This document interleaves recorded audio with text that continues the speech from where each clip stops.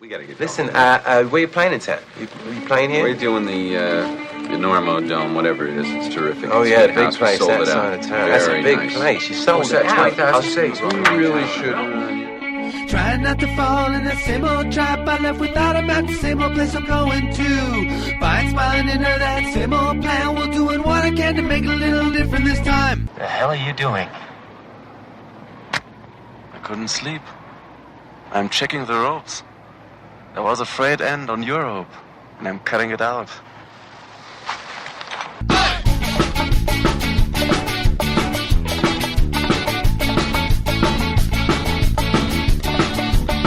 Good weather, bad weather. Now or later, anytime's good for climbing. What's the date? December the 4th. Yeah. 2011? 2011. This is Chris Kalous, and this is the very first episode of the Enormocast, the new, improved, hopefully, climbing podcast that I'm trying to put together. And you may be listening to this far, far in the future. I don't know what time it is where you are, or if it's nighttime or daytime or whatever time. The magic of podcasts is that once they get on the internet, they last forever. So, I don't know. You could be listening to this after some sort of horrendous apocalypse, and you're the last man standing after the zombie apocalypse. And then the last man standing hears us talking and grabs his one bullet in his gun and shoots himself in the head. You know, speaking of that, if that had happened and we had both been turned into zombies, I want to bet that I'd live longer than you. Why would you bet that? Because you're so much bigger than me. You'd be an easier target. Like, you'd have to shoot a shotgun, like, just somewhere in your general direction, and it would probably hit you. Yeah, but if I turned sideways, it would just go whizzing through my armpit. That's true. I'm sitting here with my friend Lisa Hathaway in Moab, Utah, inside the Oasis trailer. And we're just kicking off the Enormocast by getting together, talking about it. And the thing I want to do with this is just kind of let it grow and become what it's going to be as you guys listen. And by you guys, I mean nobody at this point, because I don't know if I'm listening. Yeah, okay, cool. And anyway, so we don't really have anything slick to talk about. We don't have anything set up to sort of have an intro or anything else. We're just going to kind of work that out over the next couple weeks. But my plan for the podcast is that we're going to take on climbing lifestyle. I want to do a bunch of interviews and chat about topics and try to get people involved and interested in listening to what I have to say and what my co-hosts have to say. And one of those co-hosts is my friend Lisa. How you doing, Lisa? I'm doing well, Chris. Thanks for asking. So what's going on? Oh, not much. Just hanging out in the Oasis. We tried to go bouldering today, but it was terribly cold in Moab. It's terribly cold. Yeah, so we ended up bouldering in Lisa's amazing climbing gym, which is sort of a central location here in Moab. Anyway, I want to create like a tag, you know, like where I come in, like I say, hey, welcome to the Enormocast. This is Chris Kalous, and then I say something like a little tag. And on the way over driving, I try to come up with some of them. So I'm going to run them by you. Shoot. Okay. The first one is this. Hi, this is the Enormocast. Up yours. I know more than you do. Okay. Something like that. You know, like, hey, welcome to the Enormocast. You need me more than I need you. Exactly. Something like that. Right. The other one, and this one's more serious.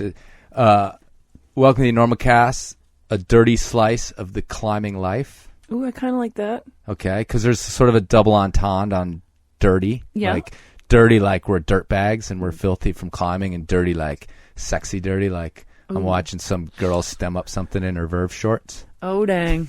Now, this is actually my favorite so far, and this could become the one. I don't know. Welcome to the Enormocast. It's like 3 El Caps stacked on top of one another. Have you ever heard that before? I've never heard that, but you might want to say it's like the audio equivalent of 3 El Caps stacked on top of one another. For relevance. As a grammar queen, do you approve of the way that I said that? 3 El Caps stacked on top of one another. That works great. Okay, that's because I was actually at a slideshow or whatever you call these new media events with computers and videos and pictures. Are they still slideshows? They call them slideshows, but I don't think any of them involve slides. I don't know if anyone listening's old enough to know what a slide looks like, but I do. That's kind of true. But anyway, I've heard that used before, like to describe these like big Himalayan walls. You know, they'll say, yeah, the wall's like 3,000 meters. That's like 4 El Caps stacked on top of one another. And actually, my friend Hayden Kennedy said that last night, and it occurred to me, I'm like, that could be a good tag for the Enormocast. Like, welcome to the Enormocast. It's like, or what did you say? It's like the audio equivalent of 3 El Caps stacked on top of one another. That's pretty good. We're going to put that in the file and see how that sounds. I invited Lisa to maybe help me do some co-hosting, although she probably won't be here every podcast, and I'm shooting to do at least 2 a month. I'd like to do them weekly, but I have a real job and stuff, and that's just too much for now. Well, we're going to try to change that. I know. Well, hopefully when the money starts rolling in. Oh, will it? Will. Yeah. But this is it's a free podcast, so if you don't like the fact that I do only 2 a month, then, you can maybe give me a patronage like they used to in the 1500s, when some duke or baron would take care of some artists so you could take care of him. Get you a 5th floor loft in Carbondale. Yeah, exactly. So, but anyway, I asked Lisa because we've had I don't know, I wouldn't actually say a long friendship. How long have I've known you like casually for a long time, but how long have we been like really tight? Well, it would likely be when you moved into my driveway. I would have to probably attribute it to that time period, and I want to say that was like 2008. Yeah, it was like 3 years ago, or 3 or 4 years ago, maybe. Probably about 4, actually. Yeah. I think coming up on. I have to think of how many Halloween shows. Exactly. So yeah, and Lisa and I used to play in a disco band together, but that's a whole nother story for another night. But I want to say this. Or I wanted to ask you a question, actually, because I lived in your driveway, but then I moved into your office because the plan was that I had rebuilt this, or I wanted to rebuild this RV, and I thought that it would take me a couple weeks, and it actually took me about 4 months. I think it's kind of still happening, actually. Well, before I could actually like either reside in it or drive it anywhere. Throw in the towel or move it. So I actually ended up moving into your office floor, and I was called your apostle Q. That's correct. That's a very main term for persons of opposite sex sharing living quarters. And that's some sort of tax code, or?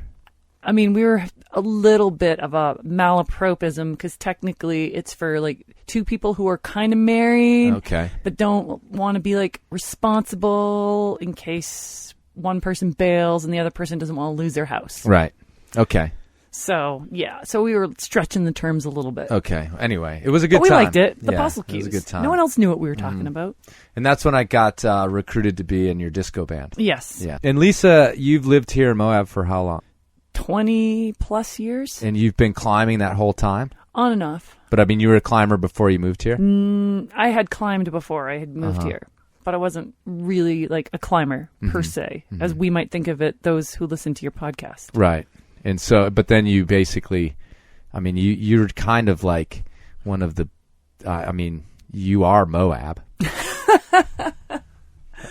To some, I might like in this, have I mean, seen seriously, in like the climbing scene here, you are like synonymous with Moab. I think so. Yeah. Don't you think? Yeah. I mean, I know you're very, you're humble sometimes to a fault, but you are somewhat. I mean, we were just talking about patronage. In a lot of ways, you're like have been a patron to climbers that have come to this town. They call me the buoy.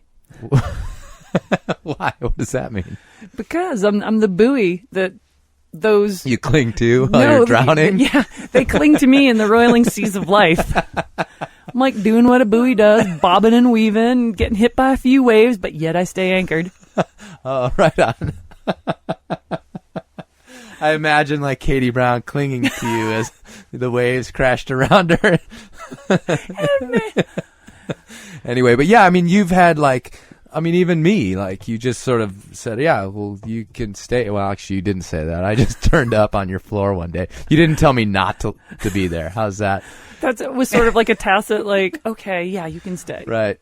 But I mean, climbers have sort of come to this town, and you've allowed them to sleep in your driveway, and some of them without even my knowledge. Right, exactly. I've met people like, oh, nice to meet you. Oh no, I stayed at your house one time. Right. So. Oh, where was I? Yeah, and but you've put people up for real too, like, and let them. I'm kind of like the foster parent to wayward climbers. Totally, yeah. Or have been. Mm-hmm. And you have a reputation here, so. Oh, I do, huh? I mean, like I said, sort of, people, I think, I mean, you know this. They think they hear this about you, or they know this about you, and then they do just turn up without asking, or just pop in. It has happened. Yeah. I know. I'm aware of that. I did go to court for it twice. Did you really? Yeah. To kick people out of your driveway? For one time it was for running an illegal campground. Oh, really? Yeah. I was brought to trial under the charge of... I imagine you like suing someone to make them leave. No. Okay. I was brought to justice, ironically. Okay. So what happened? You went to court because they thought you were running an illegal up campground, here? yes. And what was the distinction? Did you have to be getting paid? Yes. And did you win? I did. Nice. Yeah. Did you have to get a lawyer and stuff? No. Shocking. I know this will sound shocking to anyone who knows me, but I was more than happy to stand for myself. Were you poring over law books and things beforehand? I in preparation? went and read all the codes that were pertinent. And you'd be surprised if you've got like an extra hour sometime. You should go down to your local city hall and read all the random codes that can be enforced upon one at any given time. Mm-hmm. It's kind of interesting. Yeah. So what was the second time?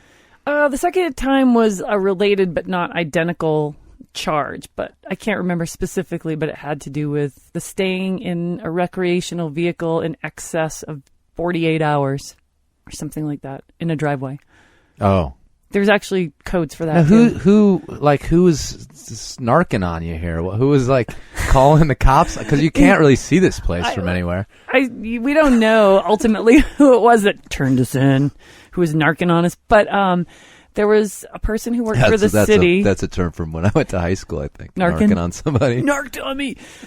But yeah, no, this the Code Enforcement Agency, we'll just call it that. I don't know what it was called. This woman would stand up on the hillside above the house with her binoculars and camera. Really? Yeah, and we'd turn and wave sometimes, and we knew it was going on because it was repeated. It was just a really weird thing. Did she have some sort of vendetta? Apparently. She didn't like to lose, was what I heard. I always say that Moab is the place where old campers go to die, because every yard in this town has got one or two like beat up old campers. So how would you know who's living in what? Exactly. It'd be impossible. Exactly. Yeah. Okay. And yeah, we had apparently too many cars in the driveway one weekend. Mm-hmm. I think she counted 13. That's a big driveway. Yeah. Yeah. I know. You've got a total, half an acre driveway. Yeah. It's sweet, actually, until it's muddy and you're laying in it trying to fix an RV. All right. What's next? Don't you wish that they could create this device that was like a dictaphone for your brain? Right. Yeah, totally. I mean, I'm so brilliant in my own mind that I just like am amazed at the thoughts that just pop in. Right, and just but then they're gone. And then they're gone. Especially when you wake up in the morning. Yeah. Like in those twilight hours. I can remember my twilight hour. Stuff. It was disturbing this morning. What happened? You want to hear about it? Yeah. You sure? Uh-huh. I had this weird dream that I was like waking up after some kind of like frat party situation or something like that. It's like a bunch of like college drunk people all over the place. And a guy had passed out in a full bathtub and had peed all over himself and stuff and almost died in the bathtub. And I found him in there. And it was in your house? No, it was in this random house that this party had occurred in. I told you it was disturbing. How would you like to wake up finding someone drowning in a bathtub in their own pee? No, that's no good, especially, yeah. Well, that's scary. Now, I've been having these dreams about being stuck in castles and ancient places. And you can't get out? Well, I actually, the other night, I got out of bed and I walked over to my dresser and was like kind of pushing on it because I thought it was like this big kind of rock mantle. And I got sort of into pushing on it before I woke up and realized I was like standing there pushing against my dresser. That's a little bit creepy. Yeah, but there's a reason for that. It's because I just came from Italy last week, and Sicily, the new hotspot. Yeah, the new hotspot. It's going to be after this. I heard it's the new fucking pink podcast. But I was in Rome for a while afterwards. We'll get to Sicily in a second, and I was looking. I was running around looking at all the Roman ruins because I got kind of a little Roman history fetish lately because of a podcast called The History of Rome, which I recommend if you're into history. It's pretty dry, but it's like 170 episode history of Rome, like 25 to 30 minutes each. So don't take it lightly, but it's pretty hot. Anyway, I'd listened to the whole thing, so I was super into looking at all this stuff, and I think I just OD'd on it for 3 days, and so now it's infecting my dreams that I'm stuck in the Coliseum waiting to go out on my gladiatorial ride into the middle and fight tigers. But yeah, Sicily. I just got back from Sicily. Well, how was Sicily? Did you see the pictures? I saw some of them. I want to see the real dope shit. Yeah, I it was a quick little edit that I put on Facebook, but I'll put them on the website too. But yeah, I just went to Sicily with my friends. 4 of us went down there. And we spent 3 weeks climbing on the northwest corner of Sicily, which is like the furthest part away from the boot. If you're looking at Sicily as the island that's sticking off the toe there down there. And it was awesome. Totally quiet country, like big tufa climbing and stalactite climbing, kind of Greek style. But the cool thing is there's also a bunch of multi-pitch climbing. Like big routes, not just all bolted, but mixed gear and bolt routes. We went down there and my friend Jonathan and I put up a new route that was 4 pitches on a 7-pitch route. The wall sort of had this like crumbly start to it, sort of like this mantle at the base. And there was already this route that a guy from Austria put up a couple of years ago that got through that band. And so we said we could either like walk 20 feet to the right and put up 2 more Chaussee pitches, or we can just climb up through the way he went through. And then we split off and did 4 overhanging pitches, limestone. And mixed or all mixed, but mostly bolted. Supplementally, you can put some cams in, which was kind of cool. That's the way the climbing there was, is that while it's basically bolted and the crux moves and stuff are going to be on bolts, usually the rack, they call for you to bring like a small set of cams so you can like bust some cams in. How old's this area? This cliff, I don't know when they started climbing on it. I know this route that we followed to start with was only a couple years old. The girls climbed one next to it that was probably just a few years old. It feels like it's like the 2000s that this stuff's been getting done, because it is kind of a backwater. Mm-hmm. There's plenty of climbing, and there's lots of cliffs developed, but for every cliff that's developed, there are 5 that you see with, huge caves with huge stalactites and big tufas. Stuff that, like, if any one of those routes was in the States, it'd be like the classic. And, nobody's touched them yet because it's Sicily. Europe. Yeah, Sicily's like, it's like going to the Georgia of oops. Did I just bust on the Georgians? Well, did you bust on the Sicilians? Yeah. It's like going to the Georgia of all the Italy. people I wouldn't be busting on, it would probably be the Sicilians. And by saying that, I think I just accidentally did it again. That's all right. But, we've got a lot of Sicilian friends. I know. I have one cute little Sicilian friend in particular. Yeah, well, we've got a couple little Sicilian friends, so. Oh, is Lara's Sicilian, too? Lara's Lara. Sicilian. Our Sicilian soul sisters. Yeah, that's right. 2 of them. And our little Sash. Yeah. She's adorable. Anyway, there's the Cosa Nostra is the mafioso. Allegedly. There. Allegedly, yeah. It's funny because it's very allegedly. It is very alleged. Although I'm reading a book about it right now. I should have read it before I went, but I read it on the way home. I'm not quite done. And it's no longer really alleged.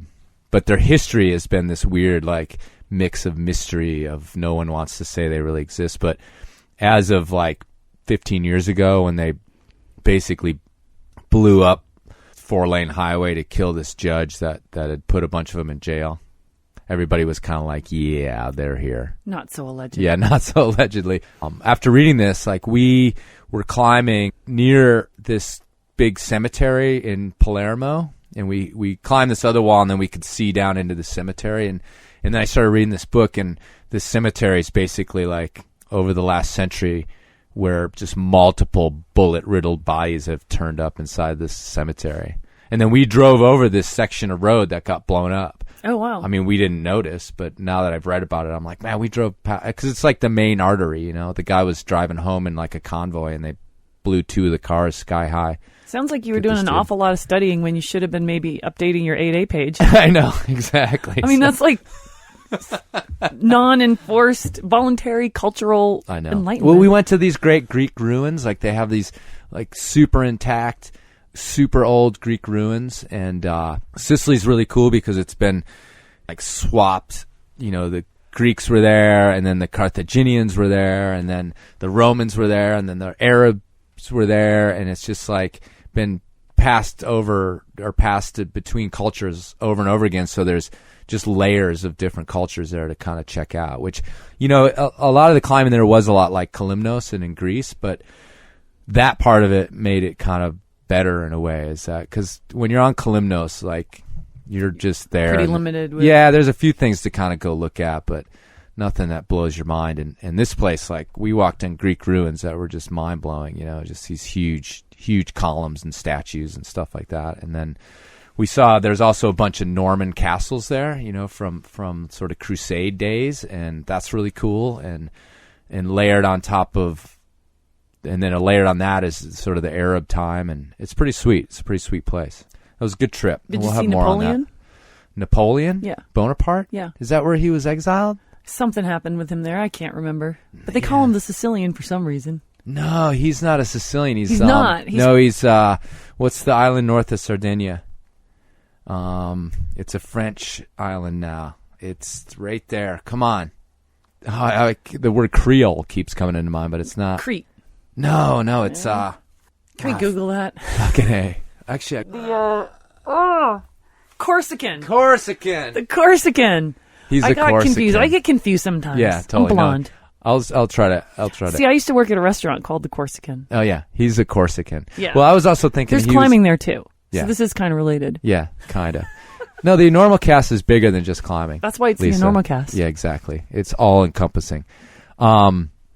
What were we talking about? We were talking about Napoleon. Well, he was also exiled to some island in the Mediterranean, but not Sicily. I know. I got confused. Yeah. So anyway, I recommend you go to Sicily. I want to. Yeah, because you can.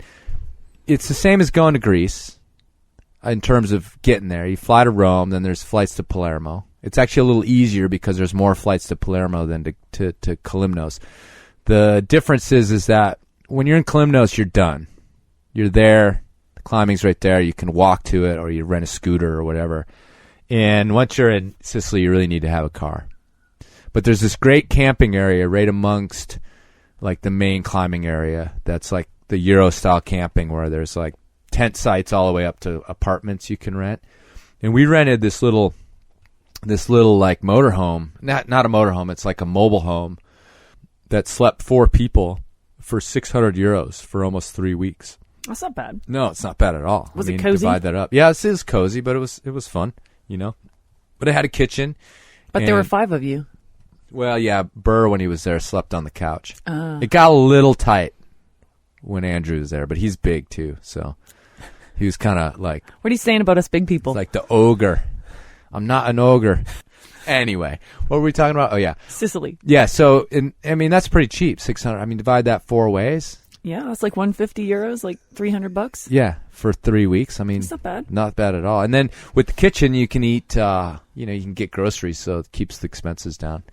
We had a bunch of good pizza. We tried to stay out of Palermo because it's the Itais, as we were calling them, the Italians, are just the craziest drivers. In terms of Europe, in terms of the place I've been in Europe, Spain, France, Greece even, like these guys are out of control. I think they all think they're Mario Andretti. It's like it's like a big Formula One country, like all their style, like their fashion, they all look They're like... fast. Yeah. They ain't got time for you slow Americans. Yeah, and we had this great big car, this like, it was called the S-Max, which is funny because when the lady who was renting it to us said with her accent, she says, "We have given you the S-Max." It is huge. Perfect for you Americans. But it was a kind of a big car for Europe. And so we'd be like, booking down some road we assume was one way because there's no room on it. And all of a sudden an Itai would pull on coming towards us. Doesn't even touch the brakes. Just comes ripping past, like mirrors basically touching. And we're all like, I didn't have to drive at all because I didn't rent the car, but everybody's like white knuckled ready to do this head on collision. So we tended to try to stay out of Palermo. It's kind of one of those old cities that wasn't designed to drive in. It was designed to ride horses in. Yeah. You'll be driving and you'll see them come up to a side street, getting ready to turn on in front of you. And then as you get closer to them, they'll creep out and like till their front of their car is like in the road. And you could be going like 35 or 40 miles an hour towards them and they're slowly creeping into the road. And that like crazy deer way of like, are you going to go or am I going to drive past you without incident? And it's the strangest thing. I mean, it's just like super stressful to drive around. Well, what do they do? Do they go or do Sometimes they stay? they go, and you're just like fully hitting the brakes. They're just like maybe they think they made eye contact, and well, why so do they ooze out? Only I don't know. It's some eye tie thing. Anyway, the eye ties. So, anyway, what else? How were the routes? I told you they were awesome. All Steep, of them? overhanging, never a crimp, always a bucket. Never a crimp. Very that seldom. Sounds like my anti-trip. Yeah, no, I know. It's all big hold climbing for the most part. That's not true. What about the bolts? Yeah. Okay. Yeah, as usual. You know, again, Sicily's like kind of a backwater, and so stuff, you know, gets put up in a vacuum by kind of locals that are only sort of guessing at what they're up to, and then also, as usual, I mean, it's not Thailand, but it's Mediterranean. It's on the sea, so there's salt in the air, and it's relatively humid. So yeah, if they didn't put in stainless to stainless, then yeah, it's just a matter of time. It's just a matter of time, and so some of the really older routes, you know, need somebody to go put them up. I mean, to re-bolt them. But since it seems like there's not much of a local climbing scene, a lot of stuff was put up by people visiting. You know, there's not really yet, anyway, some sort of central group of people that are going to go out and fix these routes. It's not like some sort of time bomb, but some of them are getting kind of crusty. And then you get sort of weird bolting jobs at times. You know, we were putting in stainless to stainless, and what I mean by that is that if you're going to put in stainless bolts, you got to have a stainless hanger because there's some sort of reaction between a normal steel hanger and stainless. Well, yeah, anytime you mix metals, which is why, like in those old Toyotas, you get those rust patterns. Really? Is that why? Yeah, because it was two different types of metal. The trucks, you know how they have that classic... Oh, yeah, around the wheel. Yeah, exactly. Because that quarter panel and... Interesting. I didn't know that. How do you know all this stuff? That's why you're... Some people call me Google. You're going to be an asset to the Enormocast. Hey, I got a question for you. Okay, go. You had a photographer on your trip? Yes. How many times did you hear the following phrase? Can you do that one more time? No, actually, I never. And actually, Andrew Burr was the photographer. And, you know, sort of full disclosure... Brittany Griffith was, and Jonathan Thiesinga. Brittany works for Patagonia. Jonathan Thiesinga works for Black Diamond. He's the content manager. Whitney Bolin, who's the other gal that's there, is also sponsored. So it was one of those trips. I knew what I was getting into, but none of these guys are like, you know, avid working it kind of people. It's like, we're gonna go climbing. We'll take some photos. If they turn out. We'll use them, which is great. And I want to say that it's super fun that way. And Andrew's the same way. He's like, I actually kind of talked to him like, I was like, yeah, what's up? You know, I was offering to kind of, you know, get into some sort of positions. I bet you were. But, you know, to like, yeah, because I'd work with photographers too. No wonder he never asked you to do it again. Left, and it's like, well, the hold isn't over there. But yeah, he wants you, and look up or look out or, you know, to get these angles and to get Can you throw face. your hair back again? Well, yeah, that didn't happen to me. I mean, Andrew was like, he didn't want to hear any of that. He's like, I'm going to shoot it. I'll get what I get, and it'll be real, and you guys just go about your business. He just didn't want to impose on our scene, you know, because we were putting up a new route, and we were trying to climb it, and yeah, it was really great, actually. That's cool. I totally was super psyched because you've been through that. I've been through that. It's not like the worst thing. You understand. Like, yeah, they want to get a good shot, but yeah, he never told us to do anything. That's cool. In fact, yeah, it's like, yeah, whatever. Just go about your business, you know? In a lot of ways, maybe we didn't force him to tell us what to do because we didn't mind and we just knew what was sort of required. But yeah, it was good. It was totally good. And I got a bunch of stuff from Patagonia, too. Dang. Yeah. You're stoked. I know. That's the cool thing about people like me that are, as Lauren Lee once said, sort of famous. Aren't you sort of famous? Those were the line to me when I was introduced to her. Aren't you sort of famous? I want to put that on my card. But I thought you wanted to put Lauren on your card. Yeah, well, she gave me that lovely card. But anyway, her name's not even Lauren Lee anymore. But no, we don't need not. to get into that. Yeah. Lauren McCormick. Actually, I'd love to have her on the show. I bet you could. Yeah, because it'd be cool to find out, like, you got a baby now. What's up? Yeah. Baby mama. What's up? Baby got a baby. How are you going to keep climbing? How are you going to keep climbing that kind of stuff? Well, I think it's been well proved that having children does not slow down the dedicated and the talented. All right, Laura McCormick, right? I'm coming for you. You live in my town. We're gonna do an interview. Lock your doors. Pull your shades. Yeah. Chris Kalous is coming after you. What's her little girl's name, right? Lydia. Lydia, that's right. I've seen pictures of her on Facebook. But anyway, back to what we were talking about. What were we talking about? We were talking about climbing with, photographers and whatnot. And the cool thing about being sort of famous is that I hang out with actual sponsored He's pointing people. At me. That's just what I do. You know that. When you do your impression of me, but they can't see you when I'm not around. You do this, but I do. I get the sort of the kind of detritus. Yeah, we get the chum. Yeah, that gets thrown out of the barrel. Yeah, exactly. Yeah. The best. Yeah, I've gotten like chum from people that are like half my size, age, and weight, and it's awesome. Is that what you call it? And I squeeze into it. That's the awesome. chum. Yeah, the well, chum. It's like what you throw when you. I know what real chum is, Yeah. but like sponsor booty chum. Yeah, sponsor Nice. booty chum. That's Nice. a great band name. The Booty Chums. Right on. You heard it here. Our album will be out by next Christmas. But yeah, so it was a good trip, and those guys are great. And we had a great time. I've known Jonathan for 20 years. I've known Brittany for quite a few, and I had sort of casually met Whitney Bolin, but we got along great. It was super good chemistry, and that's all you can ask for on those trips. Because even a short trip, and this was 3 weeks, there's a point at which usually somebody's on somebody's nerves. And I really never felt that on this trip. Like, everybody was cool. It's funny you should say that. Why? Because I was listening to this radio show the other day, and this guy was basically saying that if you couldn't identify who the most annoying person in the room was, then it was probably you. So I will let you... I'll let you take that however you choose. And, Okay, I don't know, great. Brittany's So- launching her podcast right now. And he's exactly. like, yeah, the trip was great. Except... But there's just one issue. No, it was good. I mean... I know it was. I know. I'm just kidding. But the cool thing is like, with a good dynamic, it's... The one cool thing, too, is that everybody seems to fall into roles.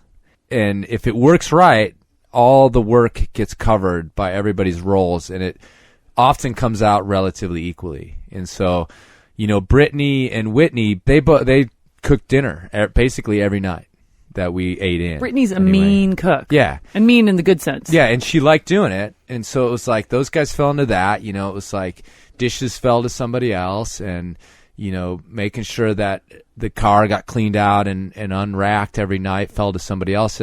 But nobody ever really had to, like, get on anybody's case about, like, who's not doing what. I mean, it was just a good dynamic trip like that. And that's kind of what I'm talking about. Like, it doesn't have to be just roses and everybody's, like, patting each other on the back all the time. It just falls into this rhythm of everybody taking care of what needs to be taken care of. It's kind of like being like grown-ups. Yeah, which is odd in the climbing world. It can be. As you well know. As the mother hen of Moab. So this is the first episode of the Enormocast. If you even sort of like what you heard, come back next time when we're going to be talking about secret crags. Actually, we're going to do an issue show about secret cliffs and whether or not that's even appropriate or cool, or are you just a total dickhead if you're trying to keep your cliff secret. So anyway, thanks for listening to the first installment of the Enormocast. If you're coming over here from Enormocast. if you're coming over here from off Belay, I appreciate it. If you're listening for the first time, I also appreciate that. And stick around for all sorts of stuff. I've got a bunch of people who have verbally committed to interviews. Interviews are cool. Famous people. Ooh, not like us. Not like us. Like, not almost famous people or sort of famous people, actual famous people. However, what I've learned from doing the other podcast is that having yeah, dude, I'll totally do it, and getting a person to sit down is one thing. So I'm not going to like pre-advertise anything, but if everything goes well, coming up this winter, we got a bunch of people I want to sit down with, and I think it's going to be really good. I don't really have a little tag to sign off with. What this is the Enormocast. I don't know. We'll work on that. Run it out and take chances. All right, that's it.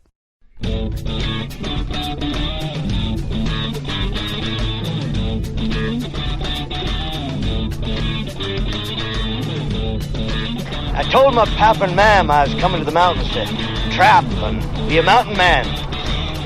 Acted like they was gut shot. Says, son, make your life go here. Here's where the people's is. Them mountains is for animals and savages. I said, Mother Hugh, the Rocky Mountains is the marrow of the world. By God, I was right.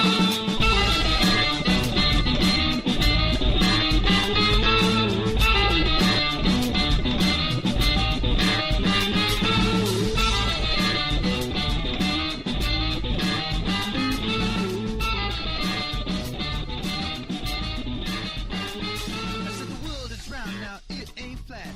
The teachers told me that's where it's at.